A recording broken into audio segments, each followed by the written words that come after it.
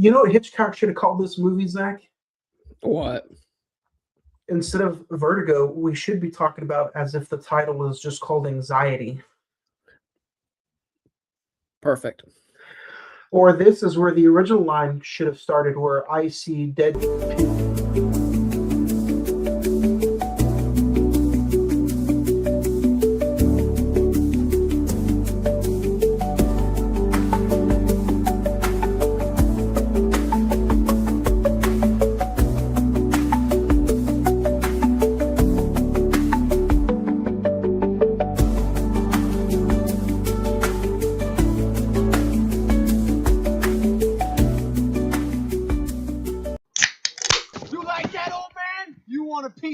Do I feel lucky? Well, do you, punk? Good morning, Vietnam! I love the smell of napalm in the morning. You're gonna need a bigger boat. I feel the need for speed. I wish I knew how to quit you. Love means never having to say you're sorry. You do. You'll shoot your eye out, kid. What up, film fans? Happy Tuesday. Welcome to episode 382. Welcome to Vertigo. You're listening to another new episode of the Cine-Men Movie Podcast. I'm one of your hosts, Juan. I should be saying I'm one of your hosts, Anxiety, and I'm joined by Vertigo. There you go. That should be our new tagline. Or in the real world, I'm Zach. This is Johnny. How are y'all doing out there tonight? What if this isn't the real world? What if the real world is actually inside of our hand right here, and we're just spectators? Yeah. There you go. Man, You're trying to make a Hitchcock reference, but I appreciate it. Now, what a week it's been. What a life we're in, man. But I'm glad we get to come together here today and talk movies together with you, with all of the great listeners. If you guys were not here and did not join us last week, we discussed F1. Fun conversation, got in depth with a bunch of other stuff, and got to hang out and talk Brad Pitt, Javier Bardem, and Zach. What did you think last week? If you could take one thing away from last week's episode about F1 to talk somebody into watching it one more time before we move on, what would you say? Man, I just say if you're just looking just for like a fun, brisk, just adrenaline ride, I'd say go watch it, man. In my personal opinion. Go watch it. F1, it's on Apple TV Plus. Go hit it up. If you don't have Apple TV Plus, ask your buddy. Go to the library, rent F1. Go to Vintage Stock, rent movies. They still have that. That's still a thing. Go out and support physical media because we need to. Look, they have it. Physical media, F1. Go pick it up. Same thing with Vertigo. We're getting ready to get into today's conversation. We're just a few weeks away from Physical Media Part 2 conversation. Oh Lord. Yeah, we're just a few weeks away from February already, Zach. Mm-hmm.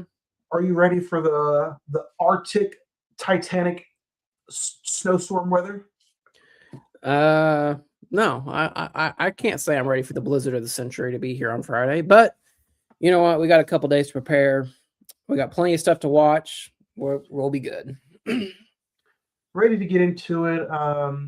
We have a great show packed and planned for you guys today. We're going to go over some recent watches, and then we're going to just dive deep into Alfred Hitchcock for the very last time, maybe, and talk Vertigo. Never say never when it comes to Hitchcock, because he can always come back. He could. But yeah, let's dig into it. If you guys did not catch us out last week, like I said, you can hang out and support the show physically, financially, mentally, verbally. Send us in some emails, and we can hang out and talk to you guys. Send us something on social media. That is where you can find all of the links to all of our past shows. Facebook.com/The Cine-Men Movie Podcast. Instagram is one word /Cine-Men Movie Podcast. The X, Cine-Men 405, or the email at CINEMEN921 @gmail.com. Keep an eye out on those social medias because I have given away Sinners digital copy. I've also given out F1 digital copies. So continue to keep an eye out. Digital copies are being given away like $1 bills. Zach, do you have anything you want to recommend to anybody or anything that's on your recent watch list that you're just like, I have to talk about this today? Yeah, man. To be honest with you, it was just because of the chaotic weekend I've had. I didn't get around to doing much. I did watch Vertigo. Literally finished it last night at 10:30, to be honest with you. Rewatched 28 Years Later, which is now streaming on Netflix. I did not go see The Bone Temple before, if that's going to be the next question. I'm hoping maybe tomorrow or hopefully, if I don't get snowed in, hopefully this weekend. But the big thing, man, The Rip on Netflix with Ben Affleck and Matt Damon. Really, really fun movie, man. It's one of those throwback gritty crime thrillers, and it's a real fun watch. Interesting.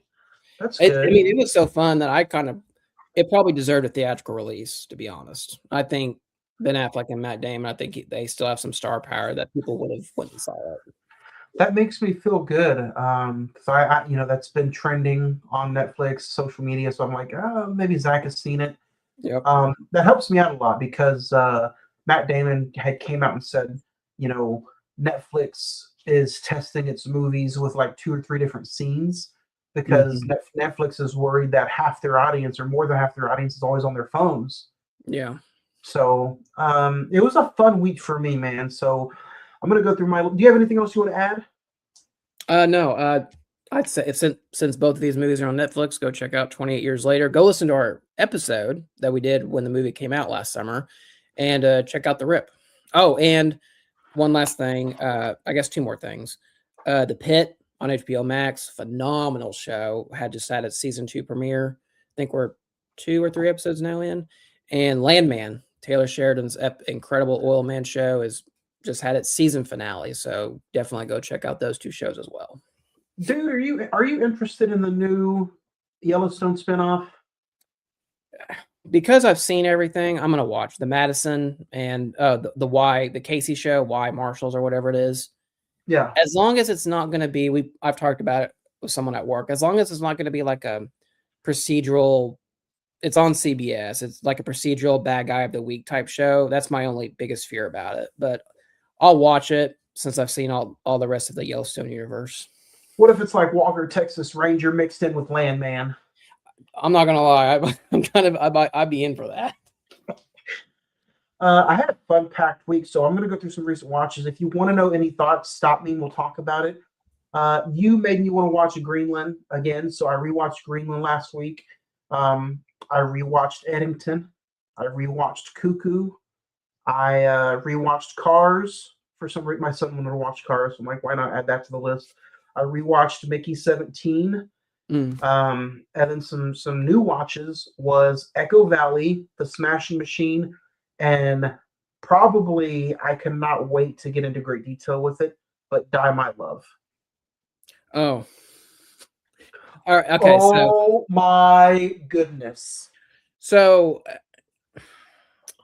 let me hear about the Smash Machine. This episode just turned into a Die My Love episode. Oh, dude, I don't know if I can rewatch that. Oh. Dude, Jennifer Lawrence is really good in it, but the movie is Robert Pattinson. It's so over the top. Oh my god. Okay, so Smashing Machine first. I thought it was solid, but not solid like a rock. See what I did there? Yeah. Folks, he's been waiting all day to say that. Let's just be honest. I would watch it again, but if honestly, I felt like The Rock, Dwayne Johnson, was trying to overkill it. I did like his intensity though. Now I did not know any of the pure story behind Kerr. I didn't know anything. Right. So I'm like, he's gonna snap and kill her. You know, that's where I thought this was going. Also, it's A24. I just got done watching a few years ago the Von Erich story. So I'm like, somebody's gonna die, you know. Didn't happen. Emily Blunt, like, where's her Oscar nom? Where's her Golden Globe nom? She's the one who stood out over anybody else. Yeah. Not Dwayne Johnson, not the guy who played the best friend, but Emily Blunt made. Maybe this is how I viewed it. I feel like she outperformed Dwayne Johnson so much it showed. Interesting. Yeah. I feel like he wasn't my favorite part. I mean, I thought he did good. I mean, compared to like Jumanji and Skyscraper, obviously this is his best performance, but definitely, but there's still a lot missing. Yeah, I mean, it's, and to be honest with you, granted, it's been since October since I've seen it, so I haven't seen it like recently, but I feel like there wasn't much of a storyline other than dealing with his drug abuse and like dealing like it's kind of like it does have the Safdie brother trope Score. of the score and like this unrelenting chaos in some of the sequences, especially with the arguments. But I just feel like he was just lacking something. I just don't know what it is. Does that make sense? Oh yeah. It was lacking a risk. Yeah. It was a safe. It was a safe story, which I think is going to make a fun conversation one day. I really do think that should be talked about as long as with Die My Love. If you guys have not seen this movie, it's spoilers. I'm just going to say it right now. Spoilers. We're at 12 minutes. Die My Love is on Mubi. If you have Amazon Prime, guess what? Sign up for a 7-day free trial. Go watch Die My Love. Cancel. That's what I did. Okay. And there's nothing else on Mubi I want to watch. No. The performances in this movie to me were so impactful. I put it up there with Marriage Story. I think Robert Pattinson and Jennifer Lawrence were so good together that it was like, what are they doing? I was guessing the entire time of the movie, whether I was wrong or right. Like, even when the ending happened, it didn't disappoint me because I was still like, it's one of those mother-like endings, and you can kind of take it as is, or you can flirt around with it. That's a perfect comparison to Aronofsky's Mother. That's like a perfect comparison. And I was so just embraced, and I was just so captured by what is going to happen in these two lost performances that, dude, I had a good time with this movie. And I think if I watched it again, I would find more details that I missed out on the first time watched. Okay. So that'll be a kind of an interesting conversation when we get to the best of the year episode. So, do you want to talk about the ending, or do you want to save that for an episode? Because I think it's going to get a physical media release. I would say that movie does deserve a whole conversation. I just don't know if I can sit through it again. I'll just say that the ending. I mean, the ending is very. It is very up to your interpretation of what happens. But I feel like, man, forget Vertigo. So let's talk about that. Yeah. I just felt like Jennifer Lawrence, and we'll probably discuss this a little bit more. I feel like the Jennifer Lawrence character was very much based in her psychosis, and then Robert Pattinson was the real world, if that makes sense. Dude, that's back-to-back weeks where I'm just like been blown away by female performances with Begonia and Die My Love. So Emma Stone or Jennifer Lawrence? Dude, gun to my head, had to pick right now. Jennifer Lawrence knocks it out of the park. Yeah.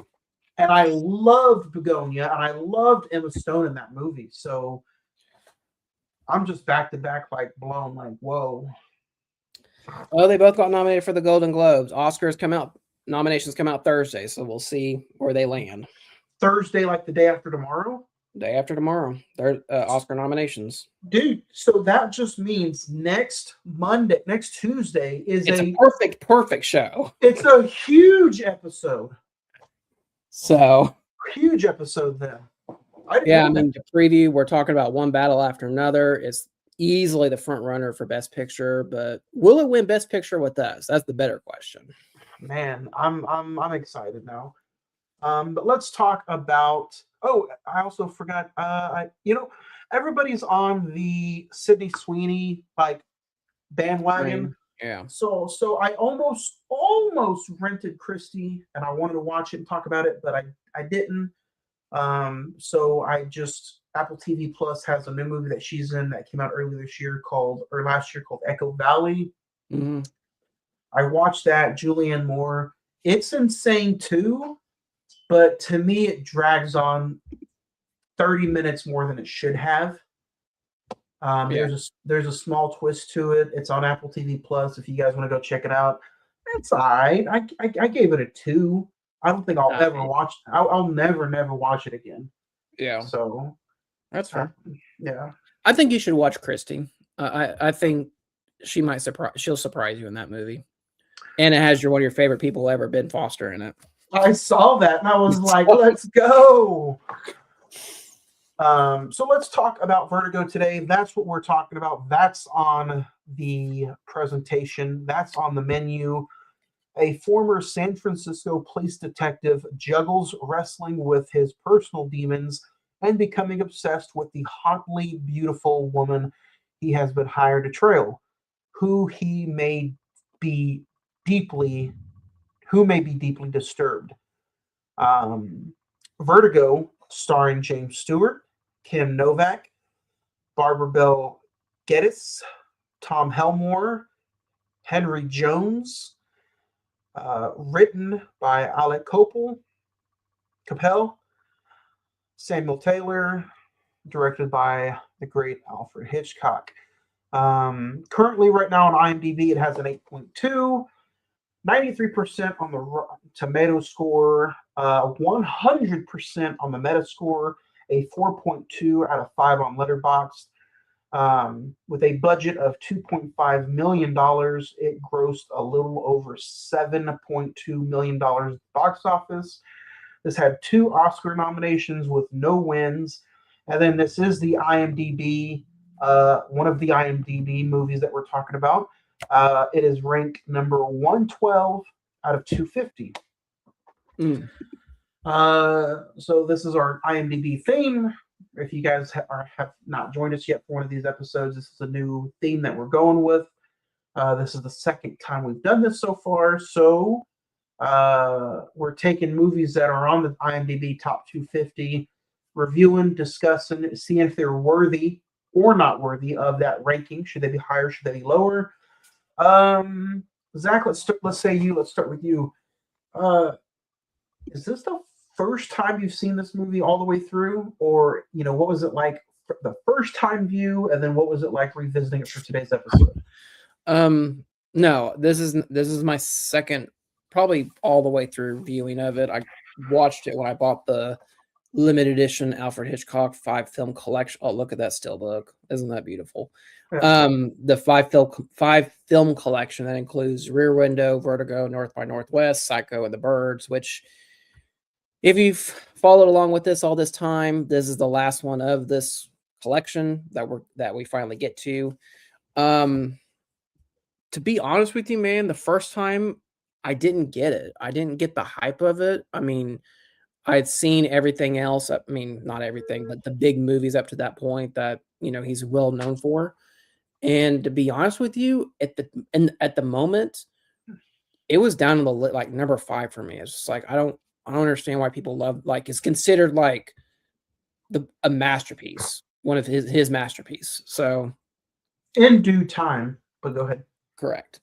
So I pulled it out, rewatched it for today's episode, and honestly, I like it a lot more to a certain point in the movie, and then the same feelings I had came back. So ultimately, this movie will get a good grade or a good rating, star rating on my part, but I have mixed feelings about it. But this is your first time. What do you think about it? So this is my first time, and I don't know if it's just been the week I've had or if it's been my surrounding events, but I started it yesterday, and it's taken me 3 times to finish it. Yeah. Um, it's it's not bad. It's a very distinct film to get into, if I can put it that way. Yeah. So we can dig into it. I love James Stewart. I think he is one of the greatest of all time. I think this might have been my first movie where I seen. This might be the first time I've ever seen Kim Novak Yeah. as and so I going into the movie for the very first time, not knowing the true synopsis of, not knowing the true identity of the film, I was starting to get different vibes the first 45 minutes of the movie. Yeah. And it wasn't until he tried to save her from the Golden Gate, the famous Golden Gate Bridge scene, that I'm just like, okay, what's going on? Because the first 45 minutes, the first hour, you're kind of stuck in this trance of is this a ghost story? Yeah. Is he trailing a ghost? And then the second time around, I'm sitting here, I'm like, wait a minute. There's a scene where he's following her. I believe it's in a graveyard. Mm-hmm. And I'm like, wait a minute. At first, I didn't see it was a graveyard. I was like, flowers, vegetables. I was like, is this kind of going towards a biblical route? Mm-hmm. Because I was thinking she's somebody else's wife. Is he being tempted? Is this a biblical story about maybe an Adam and Eve kind of story? Yeah. And I was like, I can see that going this way. I'm like, I kind of dig that. That wasn't the case, but you can kind of put some temptation in there too if you want, Yeah. because it's his buddy's wife.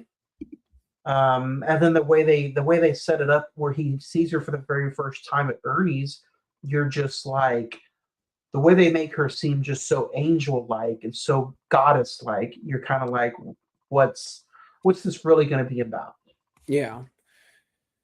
And to me, I to be honest with you, I enjoyed that aspect of it. The guesswork of like what is really going on here, because Yeah, he would go to the hotel, which every time I saw that hotel in the movie, I was like, that strangely looks like the base motel house, like ironically. But it kept you guessing, which I really enjoyed. But I even liked the Golden Gate Bridge scene where she tries to commit suicide and he goes in to save her, and it's just like, okay, there's kind of a building bond with these two characters.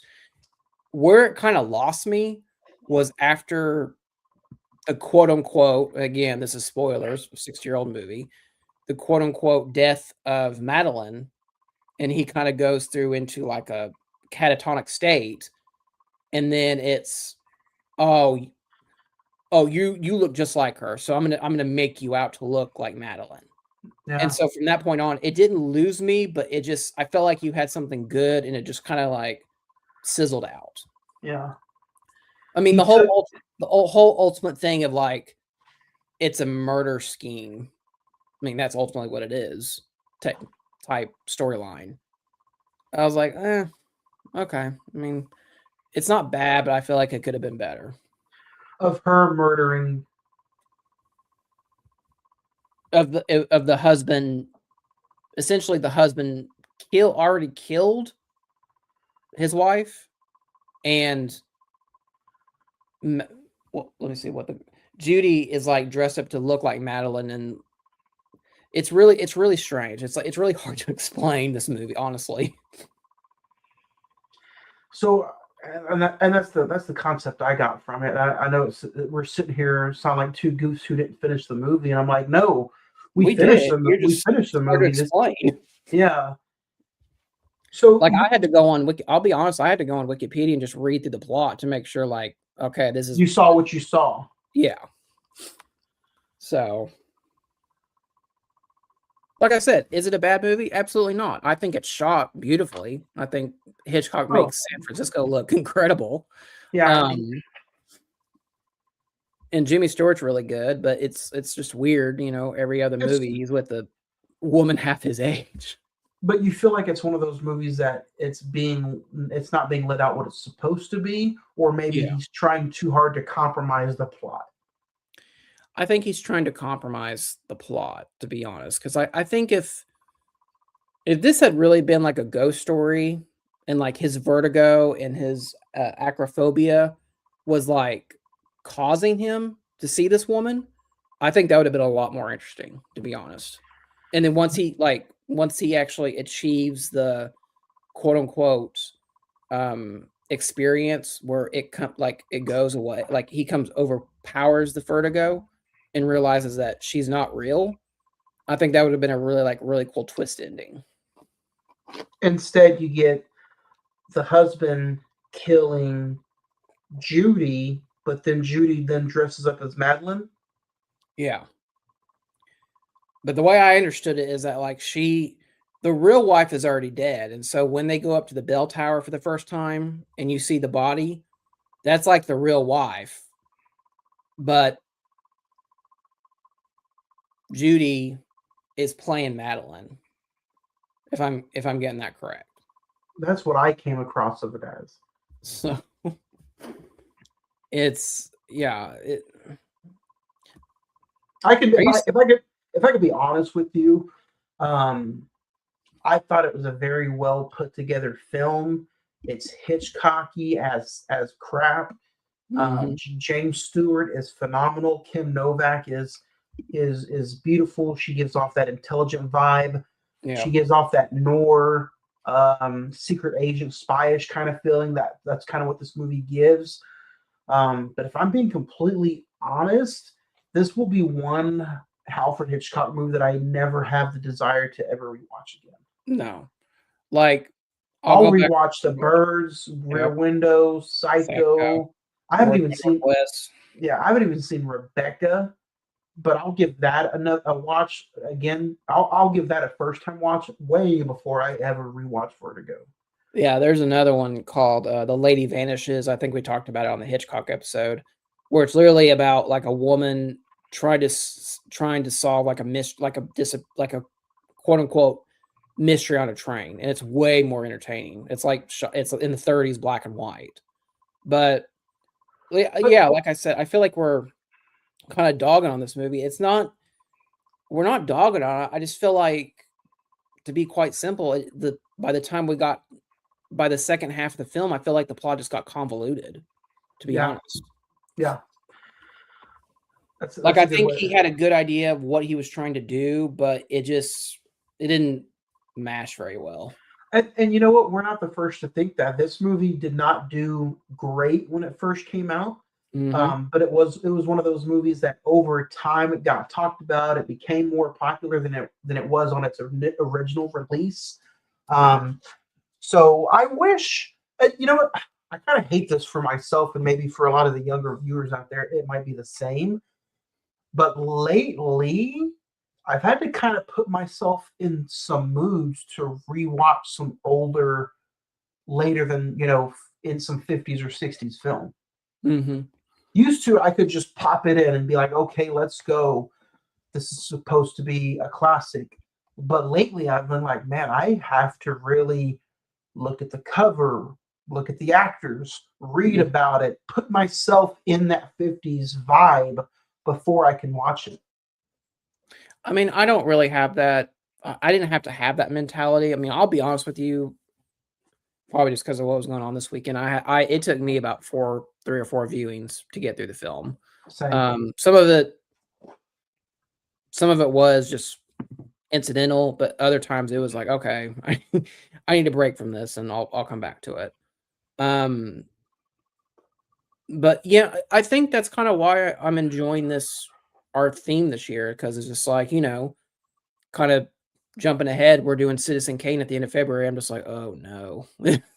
Yeah. Like that's just one that, it's considered the best movie ever made, but I just remember it being kind of a slog to get through. So that's going to be that, that's why we're doing this essentially. Yeah. I was kind of surprised that it only deserved 2 Oscar nominations. And if I can read them real quick, I believe it was nominated for Best Art Direction, Set Decoration, Yep. and then it was nominated for Best Sound. Yep. So I'm surprised it didn't even get a Best Director nom. But a very, very high sought and high thought of movie when you look it up and when you kind of read of maybe what some of the Scorsese's have thought about the film or Tarantino's have thought about the film. Mm-hmm. But dude, you know what else I was thinking is we haven't done Kill Bill 1 or 2, and I'm like, this is the year. Uh-oh. You didn't go do the whole 4-hour experience, did you? Dude, I had such a hard time trying to get through Avatar. What makes you think that I could try to do that? Yeah. I got shared a Facebook reel that's kind of off topic, but I wanted to bring it to your attention. Have you heard about people comparing Sinners to a musical? No. I have to share you. I'll share you the reel to you. And yeah, there's like a Facebook group out there that's calling Sinners like a low key like man musical, and it's actually pretty good. Like it's only like a 2-minute video, but it'll make you think like, oh, there is a music scene, like a dance, full choreography dance scene at an hour into the movie. Well, I mean, they're not they're not technically wrong, to be honest. Yeah. So what's some other things that you wanted to go over with like Vertigo? Because like, I have the same stance with you. If we could just agree, and it is after that 45-minute to an hour mark, you're just kind of like, oh, yay. But I mean, to be completely honest with you, some of the after the hour mark where like he meets Judy and he kind of like the obsession grows, I kind of enjoyed that. Just kind of just him going down the rabbit hole of like where he takes her shopping. Is like, oh no, that's not the right suit. Oh no, that's not the right hair color. That's not the right shoes. Like I kind of enjoyed that, and like Jimmy Stewart's like attention to detail of like, no, your hair's supposed to be on the left, not the right. That I thought that was quite enjoyable. I know this is like a theme of my life lately, but can we not also point out? I don't know if this is what he had at all, or if I'm just overthinking it. But can we point out that Hitchcock was putting mental health problems in his movies before anybody else had ever thought of? It's very strange, isn't it? Yeah. For it to be 1958 and we're talking about basically somebody who maybe have had anxiety, depression. Clinically, I mean, he becomes clinically depressed after Madeline dies. Yeah, and then it's like he is just obsessed with turning this woman who he feels like he had just met into Madeline. Yeah. And it's like, how deep can you go through this? And it's very weird to me, and correct me if I'm wrong or bring it up to me in a different light, but I'm just very surprised that a 1950s masculinity director would shine that kind of light on Jimmy Stewart as he was one of the greatest actors at that time. Not necessarily putting him in a vulnerable spot, but it does definitely bring up, man, Hitchcock is just thinking on another level. Yeah. But I think that's interesting because I mean, Jimmy Stewart for his time, he was considered like the everyman, like the man's man. Yeah. The like everyday American can relate to Jimmy Stewart. And it's interesting that, Hitchcock was like, no, let's give him depression. Let's give him some flaws that, which we as a society don't talk about. Yeah. And I was sitting there thinking about that today, and I'm like, that would be like if somebody put Clint Eastwood in a movie like that, or somebody put John Wayne in a film like that at one point. And Yeah. again, I don't know if I'm overthinking it or if I'm just kind of going above and beyond, but I'm just like, Vertigo should have been a different name, I think. Yeah. Well, and the funny thing is, I was thinking about it during the movie. It's just like the Vertigo aspect of this is only like 10, 15 minutes of the movie, maybe. If that. Yeah. Which is, And, I mean, and I will say, I think that the movie opens up on a really cool, like the police chase up on the roofs, and then him, great, granted the rear projection's not great, but it's cool to see how they made movies like that back then. And something else I noticed is, I don't know if you caught on to this, but like the opening credits, didn't it, like the trippiness of it didn't remind you of like a 60s Bond movie, like the Sean Connery Bond movie opening titles? yeah, I also I've never seen the movie, but I've seen the titles, and I think that's what maybe because High Anxiety came out years later, and I'm like, oh, maybe um, Mel Brooks has some Hitchcockiness inside of him. Yeah. That Mel Brooks documentary is coming out by Judd Apatow. It looks incredible. Dude, it's probably going to be 4 hours long, but it does look. I'm in it. Let's go. It does, yeah, it does look incredible. Something else I want to talk about, which I didn't even realize, was when they, which I thought was a really cool technical way to show Vertigo, was the classic dolly zoom shot, where I always thought that Jaws created that scene, but no, this is the movie that really started that, which I thought was really cool. You talking about the where like the background like zooms in as the middle comes forward. Oh, okay. Yeah. You know who I felt, what a character I felt bad for in this movie is it Marjorie? The one he used to be engaged to? Midge. Yeah.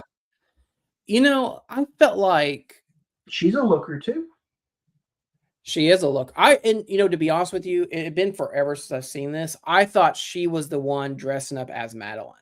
Like, I thought that was like the big twist of it, is like she was behind it the entire time, because she still loves him. She's trying to get him back in her life. And she really doesn't have anything to do, honestly, in the movie. Other than being that tease that you think she might have something to do. Yeah. And then she shows up like teary-eyed. She's like, he's still in love with her. He was in love with her, like, and she draws herself as the girl in the picture from the museum. Yeah. So I can't remember. Did it ever state what happened to the husband? No. I think, if I'm remembering correctly, they have like the inquiry about her death, and then he's just like, nah, don't worry about it, buddy. And he just leaves. He's out of the movie for the rest of the time. Yeah. What do you think about the dream sequence? Like, after he in his catatonic state, there's the Jimmy Stewart head in the circular that's like coming towards the camera. What do you think about that scene? I thought that was okay. Like, I liked the camera angle shots. I liked the, I felt like this whole movie could have been like his dream scenario. Like he was suffering from vertigo so bad, maybe he had thought about all this while he was in a state. Yeah. So. Yeah, man. I don't have a lot to say about this, because it's just like it's hard to talk about a movie that they consider this as his magnum opus, his masterpiece. I'm just like, no, man. It's just, there's Psycho, there's no Rear Window, there's North by Northwest. I'll even throw The Birds in there. I just don't think it's that caliber of a movie, which we're probably going to get hate mail for this, but we just got to be honest. Well, I mean, honestly, too, like, out of our audience, how many people, I would really like to know that. Out of our audience, if anybody wants to email the show or send a DM, how many people even knew or had heard the word Vertigo, and how many people out there have actually seen or heard about the movie Vertigo? Yeah. Like, I'm not saying like we don't have knowledgeable listeners, but that's a sad thing that these movies every 5 to 10 years are just disappearing more and more. Yeah. Well, Streaming sites aren't wanting to waste the licensing money on them No. to have them on their stream site. That's how bad it's getting. Or this isn't even on Peacock. This is a Universal movie. They're not even carrying Psycho or The Birds, from what I've heard, all year round. They're only paying and keeping the licensing around during the fall time for Halloween. Yeah, and it's always interesting because it's like Universal owns this movie, but then it's like you see the Universal logo comes on, and then it's just like a Paramount picture. And it's just like, oh, yeah. I mean, technically, it was a Paramount film. He worked for Paramount, but I guess Universal acquired the rights to the movies. Yeah. Yeah. So it's a bittersweet symphony with movies like this when we do talk about them, because something like The Godfather, which you said is a great movie, but you don't have the desire to ever probably rewatch it again.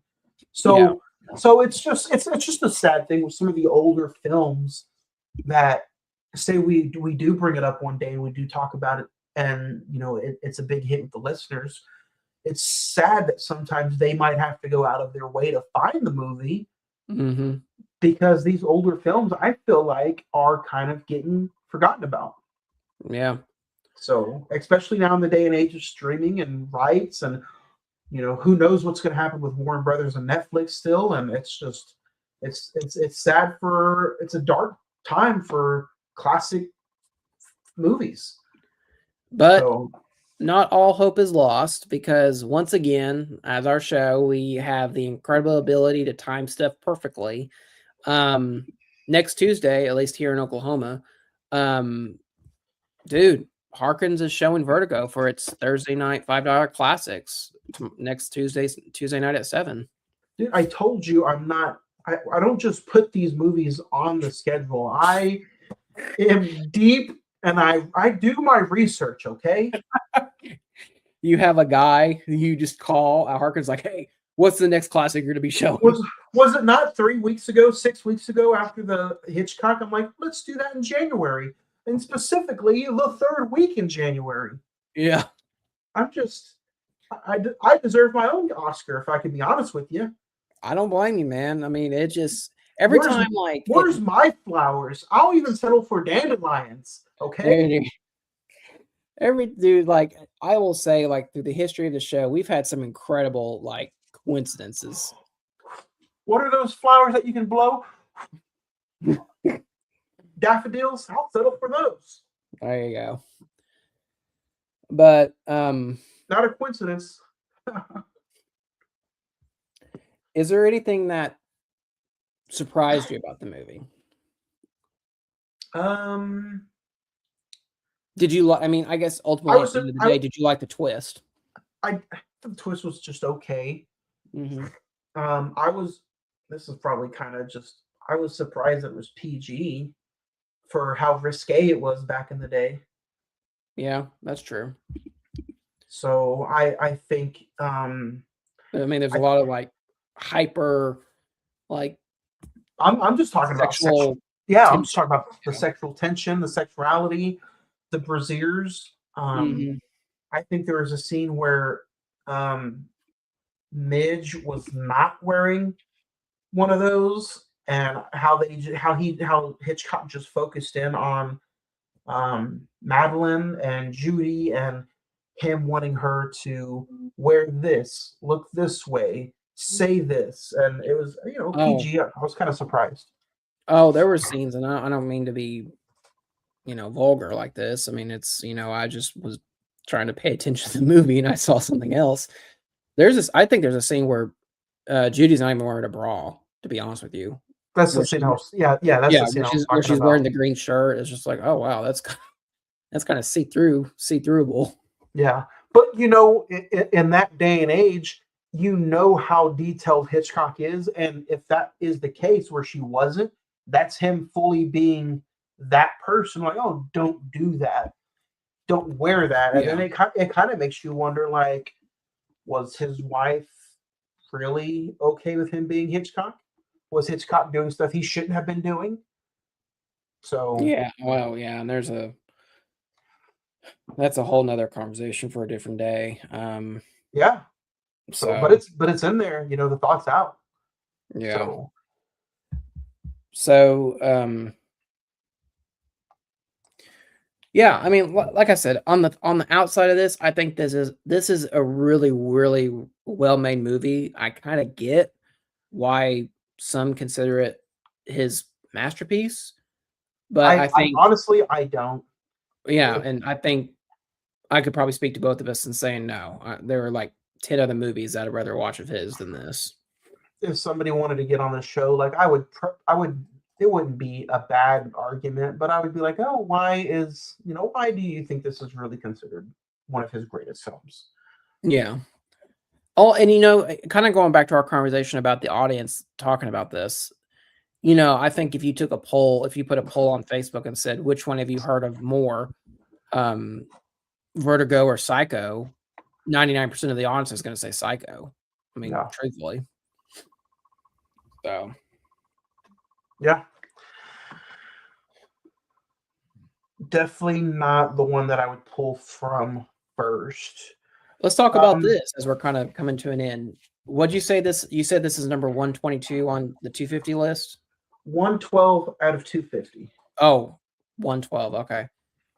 Let's talk about it. Is it deserving of that spot? Should it be higher? I think we're both going to say it should be lower, but do you think it should be? I guess the question is, on your perspective, should this even be on the list? I don't think it should be on the list. I shouldn't say that because it is 250. I don't know how many total movies Hitchcock has on the list, but I do know that this probably, at least in my eyes, I think it should be ranked. I'm just going to say lower. I'm not going to say that it shouldn't be on the list at all because there's some movies that are like, huh? But let's say if I was ranking 1 through 250, this would be like 245. So just kind of barely on there. It should okay. Let's put it that way. It should be at least viewed once. Yeah, I would agree with that. So as of right now, Hitchcock has Vertigo, Psycho, Rear Window, Rebecca, which I still haven't seen, North by Northwest, Strangers on a Train, and The Birds. Those are all on the top 250.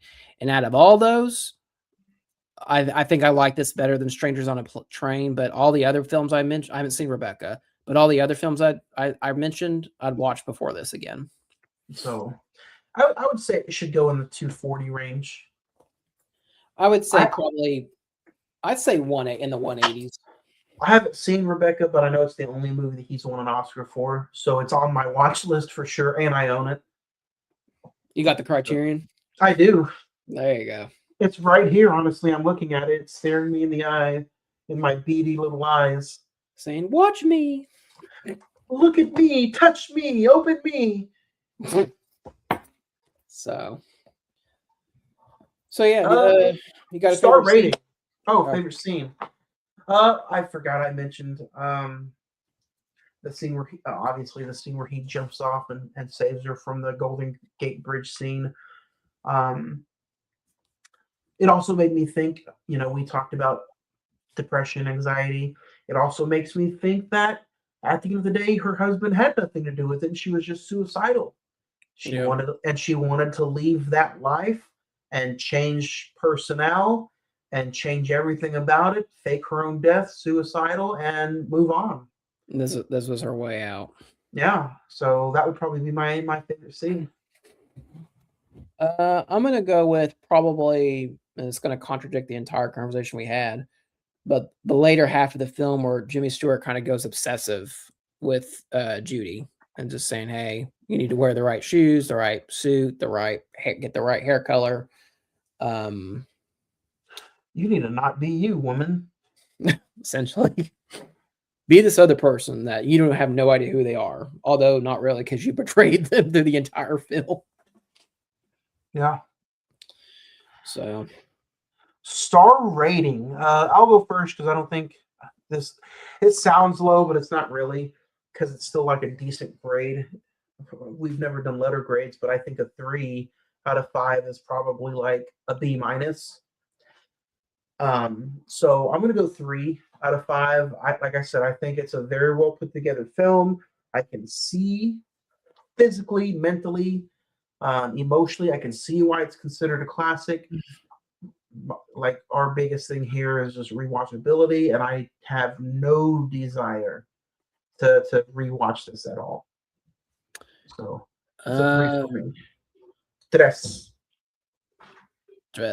I'm gonna go right there with you, man. 3 out of 5 with all the same things you said. I'll add cinematography, the 2 performances of Jimmy Stewart and Kim Novak, Hitchcock's direction. Like I said, I think the plot after the first hour just kind of gets convoluted, so it kind of loses some steam for me. But still, like I said, really great, really well made movie for the late 50s. And ironically, this movie came out damn near 3 months to the day that my mom was born. So that's kind of funny. Mm. So speaking of other movies that may or may not deserve a list on the top 250, what are we talking about next week? Next week, it's I haven't seen it. I missed it in theaters, but I'm excited to watch this. It's One Battle After Another. Leonardo DiCaprio, Sean Penn. It is streaming on HBO Max, or it hit shelves today on physical media. So if you want to go pick it up, go pick it up. But it's on HBO Max. We're talking One Battle After Another. It's highly nominated for Best Picture, other categories including Best Actor. So go check it out. It's on HBO Max if you want to play along like we always do. Watch along with us if you will. Other than that, Zach, that's next week. Do you have anything you want to put in the final nail of the coffin with Hitchcock before we move on to One Battle After Another? No. I totally agree. I think what the best thing to describe this movie is it's deserving of a watch, honestly. And ironically, this is kind of another coincidence. Like we're just pulling them out left and right today. Today's movie and next week's movie. These were all shot with VistaVision, so that's interesting. Once again, we need to get paid for our coincidences. We'd be stacking them up high. Yeah. One battle after another. I'm hesitantly excited to talk about because I wasn't a fan of it on the first time watch, but I'm hopefully this watch will change my opinion. And I'm probably more excited about what you have to say about it than I am. So oh boy, we're on another adventure next week on another new episode when we talk One Battle After Another. Next week on another new episode of the Cine-Men Movie Podcast. Hoosiers Part 2